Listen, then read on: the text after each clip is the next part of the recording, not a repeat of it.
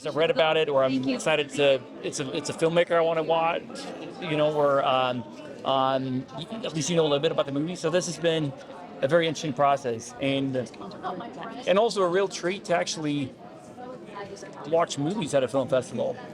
It might sound strange, but as an actor, you rarely get to watch movies at a film festival because you come in when you're with the movie at a festival. You're, as I'm sure you know, like it's press all day and then a premiere at night and then press the next day and then you're straight out.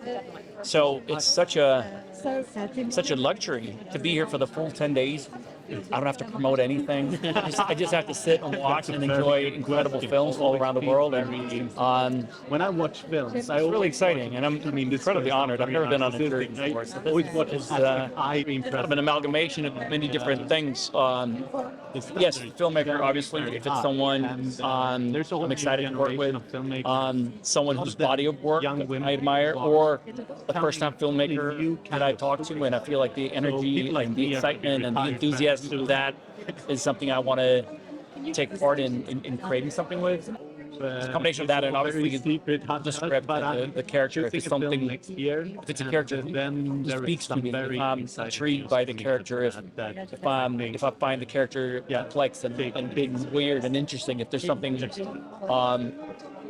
I often find that the sweet spot is if you don't get the character at all, I tend to feel like I'm not right for it. And if I know everything about the character, it's also not great because then it feels like there's no sense of discovery. There's just like, oh, it's all there. So the sweet spot is somewhere in between where I'm like, non-disclosure. there are a lot of interesting things about the character. There are a lot of things that I don't understand about the character. Because that gets me creatively excited about starting that journey and spending, 6 months with that character. I was on a charter with some friends when I was 20 years old in Agadir. Oh. And we did 2 day trips, one to Essaouira and one to Marrakech, but just for the day. And it was very touristy, where they, they take you on a bus and then they show you the market, take you to the, a spice shop, and then buy a carpet, and then you go home. And then I was here, not in Marrakech, but I shot a movie in Ouarzazate 5 years ago. So we were there for, or part of a movie, so we were there for about 2 weeks. And it was an absolutely incredible experience. It was incredible.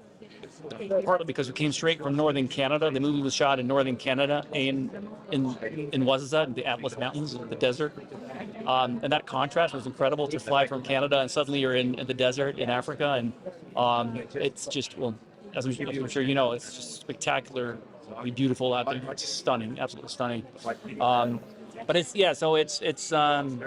been twice and thrilled to be back, really thrilled. And again, to be able to be here for the whole 10 days is a real treat. I don't really know about how it transformed my career. It was definitely a milestone for myself in terms of the sheer experience of working on it and working with those women and the whole crew. And it was just like sometimes you have those projects that they're just such a treat, where the writing is so phenomenal, the cast is wonderful. It's just like it's not always the case, but Big Little Lies was one of those where I'll cherish it for the rest of my life.